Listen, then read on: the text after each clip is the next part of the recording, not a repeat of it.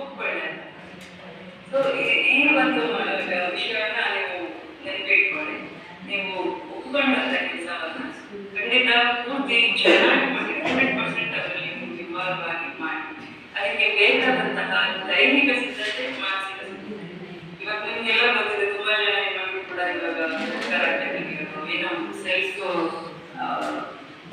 Protection ಅಂತ ಹೇಳ್ತೀವಿ. ನಮ್ಮನ್ನ ನಾವು ಸಬಲರನ್ನಾಗಿಸಿಕೊಳ್ಳುವಂತೆ ಏನ್ ಬೇಕು ಆ ಸಿದ್ಧತೆಗಳನ್ನ ನಾವು ಮಾಡಬೇಕು.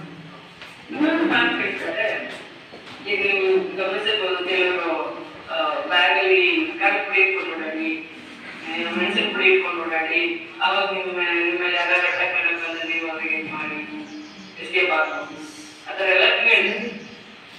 ಅದಕ್ಕೆ ನಮ್ಮ ಇದರಲ್ಲಿ ವಯಸ್ಸಿನಲ್ಲಿ ಒಂದು, ಇಫ್ ಯು ಆರ್ ನಾಟ್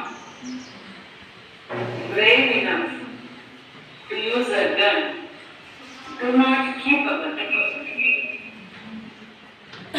ಈಗ ನಮ್ಮೆಲ್ಲರಿಗೂ ಒಬ್ಬ ಕಳ್ಳ ಬಂದ, ನಿಜವಾಗ್ಲೂ how many of us we